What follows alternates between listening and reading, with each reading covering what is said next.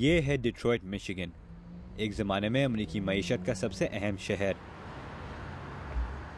अब कुछ खाली खाली सा नज़र आता है, लेकिन डिट्रॉइट के एक कोने में कुछ लोग इकट्ठा हुए हैं। ये है कामरान नशीद खान। कामरान के वालिदैन पाकिस्तानी तारकीन वतन हैं, लेकिन कामरान खुद अमेरिका में पैदा हुए हैं। शायद यही वजह है कि कामरान के दोस्त उसको लाज़रस कहते हैं। Remember me, I'm the king of the jungle, Simba. When I walk, you drop flowers on the ground like I'm Akeem's father in Zamunda. I've come to lead a rap game 6 feet under, like Michelangelo swirling nunchucks. Then I freeze a desert while I'm burning tundras. I'm like Osama bin Laden plotting with 6 cartons of smoke, spit with 6 grams of Oxycontin. My words are wisdom, disperse some rhythm to your nervous system, to shatter the soul of the body of any person listening. I'm on a personal mission to put these whack rappers permanently into submission, showing that hip-hop is a culture and a world tradition. I'm the Greek god Odysseus, ruler of Ithaca, ruthless and mythical, reborn and scooped into Michigan. Kamran और उनके दोस्त एक music video बनाने की तैयारी कर रहे हैं। NBC नेटवर्क का एक एफिलिएट WDIV ने कामरान से दरख्वास्त की कि वो रेड विंग्स नामी डिट्रॉइट की आइस हॉकी टीम के लिए एक गाना लिखें। कामरान ने इनकी ख्वाहिश पूरी की। I got these red wings on my shoulders. I got these red wings on my shoulders. Never gonna let me fall, never gonna make me fall, always gonna make me fly high and high to touch the sky. But when I touch back down to that ice, it's mine. I got this. लेकिन इस मकाम तक कामरान नशीद खान एक Pakistani American कैसे पहुंचे? एक तार के वतन होते हुए इन्हें म्यूजिक में ना सिर्फ शौक कैसे पैदा हुआ, बल्कि अपना पेशा कैसे बनाया?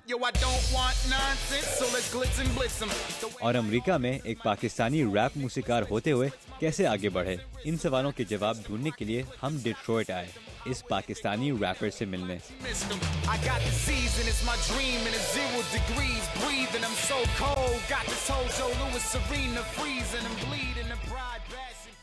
बताइए, आपके अपने लफ्ज़ में आप किस चीज़ पे रैप करते हैं? मैं तो सब चीज़ के बारे में रैप करता हूँ। मैं जो भी मेरे ज़िंदगी में होता है उसके बारे में रैप करता हूँ। जो भी मैं हॉस्पिटल में देखता हूँ उसके बारे में रैप करता हूँ। मैं अपने अंकल मामू के बारे में रैप करता हूँ। और ख़ास तौर पर आप पाकिस्तानी होते हुए, मुस्लिम होते हुए पाकिस्तान के बारे में भी रैप करता हूँ, अबू के बारे में रैप करता हूँ, सब चीज़ के बारे में रैप करता हूँ। ये है कामरान के मामू महमूद का घर, जहाँ कामरान और उनके भाई आदिल अमूमन साथ वक्त गुजारते हैं। ये घर डिट्रॉइट के चंद मील के फासले पर डियरबोर्न शहर में है। डियरबोर्न अमेरिका का एक मुनफरिद शहर है। यहाँ मशरिक़ गुस्ता से बाहर सबसे बड़ी अरबों की आबादी है। कुछ हद तक कामरान इस माहौल में पले बड़े हैं, जहाँ मुसलमान अपना मजहब और अपनी तहजीब को जिंदा रखते हैं। Yeah, I used to come here when I was a kid because, coming into an area like this, you feel at home, you feel like, you're part of your culture. जब मैं छोटा था मैं यहाँ आता था। मुझे अपनी सकाफत, अपना मजहब, अपनी जड़ें यहाँ मिलती हैं। डियरबोर्न के बाहर ये सब नहीं होता है, इसलिए मुझे इस जगह की ज़रूरत होती है। Makes me a Muslim. Being a Muslim to me is the most important thing there is. मुझे यहाँ लगता है कि मैं एक मुसलमान हूँ। मेरे लिए एक मुसलमान होना सबसे अहम चीज़ है, और यहाँ मुझे लगता है कि मैं वाकई में एक मुसलमान हूँ। लेकिन कामरान का कहना है कि बड़े होते हुए डियरबोर्न से बाहर एक पाकिस्तानी और एक मुसलमान होने की वजह से उन्हें स्कूल में मुश्किलात का सामना करना पड़ा। कामरान का कहना है कि जब वो स्कूल में थे, उन्हें दोनों स्कूल के अंदर और बाहर रेसिज्म या नस्ली बुनियाद पर इम्तियाजी रवैयों का सामना था।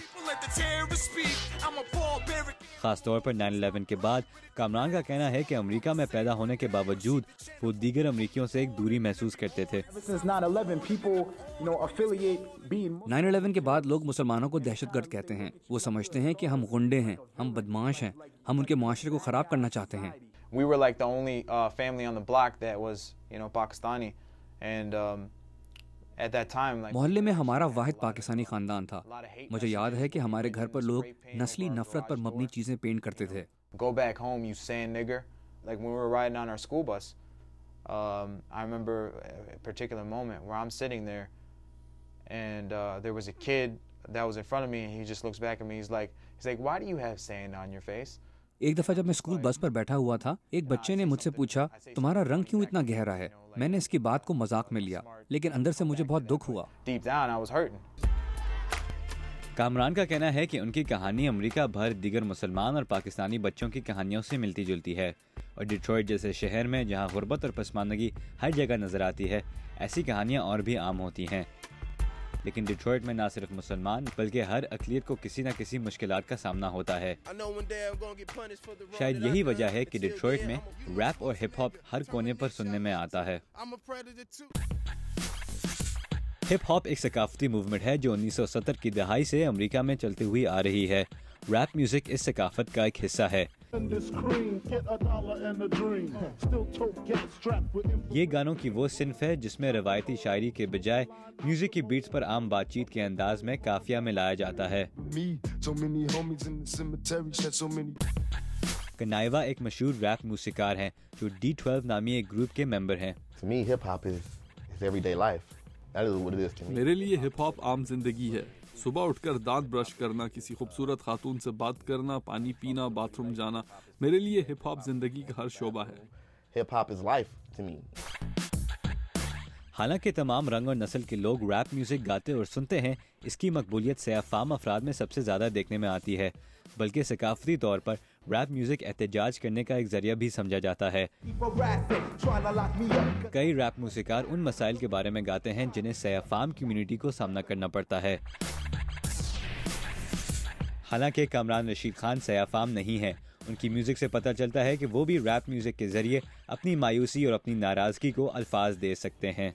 I mean, growing up, especially for me, I found like a connection to hip hop, and I felt like it was something I could relate to, especially मुझे rap having to music deal से with my एक connection childhood. महसूस हुआ मेरे The way I बचपन की grew वजह से, up, और वो तमाम चीजें जिन्हें मुझे and a lot of सामना the करना stuff पड़ा। that मैं इस एहतजाजी म्यूजिक से बहुत मुतासिर हुआ। It was the type of comfort. It gave me comfort. जब मैं रैप म्यूजिक सुनता था, मेरे अंदर एहतजाजी तासुरात जाग जाते थे और ये म्यूजिक उन तासुरात को बाहर लाने का जरिया था। Aggression that I had inside me, it just allowed it to, to manifest itself and come out. I could release myself when I listened to hip hop.